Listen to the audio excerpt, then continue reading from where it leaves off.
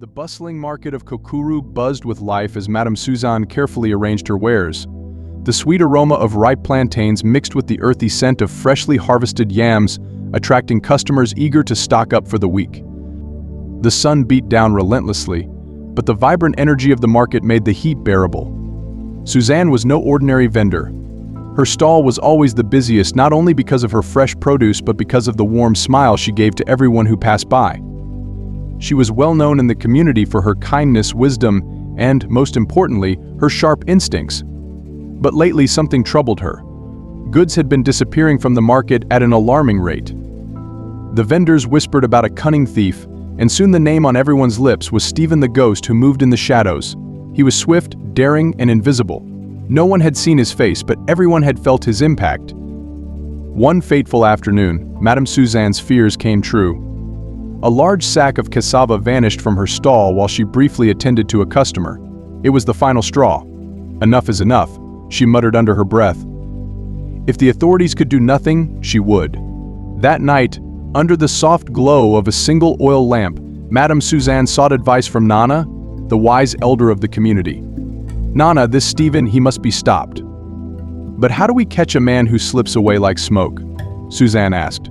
Naana, her eyes twinkling with wisdom, smiled. "He may be invisible, but every man has a shadow. The question is not where he hides, but why he hides. Find that, and you will find him." The next morning, Suzan went to work. She began speaking to the vendors, piecing together stories of the stolen goods. Every clue, every rumor, brought her closer to Stephen. She discovered that he wasn't stealing out of greed, but out of desperation. His family, living on the outskirts of Kokuru, was struggling to survive. In the quiet hours of the night, he took from the market to provide for them. But there was more.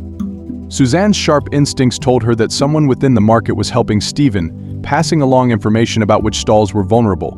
After days of observation, her suspicions landed on someone close, her own cousin, Kofi, who often worked beside her. It was a betrayal she hadn't anticipated. Suzan confronted Kofi, her voice steady but full of disappointment. "Why? You could have come to me, to the community. We help our own. Instead, you've let a thief roam free and endanger us all." Kofi, eyes cast downward, admitted the truth. "Stephen is my friend. His family is starving, Suzan. I couldn't watch them suffer. But I know I've done wrong." Determined to bring an end to the thefts without destroying Stephen's life, Madam Suzan devised a plan. She gathered the community together, including Naana, and set up a meeting with Stephen. It was a tense confrontation, but Suzan didn't come with anger, she came with compassion. "I know why you've been stealing," she said gently. "But Kokuru is a family, and we look after our own. You don't have to live like this." Stephen, his eyes full of shame, fell to his knees. "I didn't want to hurt anyone. I just didn't know where else to turn." Moved by his confession, the community offered a solution. They pooled together resources, setting up a fund that would help Stephen's family. In exchange, Stephen agreed to make amends and contribute to a new project, building a small community garden that would provide food for Kokuru's needy. As the weeks passed, the market began to heal.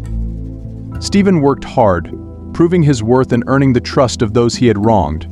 And Madam Suzan, with her heart as big as her wisdom, continued to sell her goods with a smile, knowing that the unity of Kokuru had triumphed once more. In the end, it wasn't about punishment. It was about redemption. Kokuru was stronger together.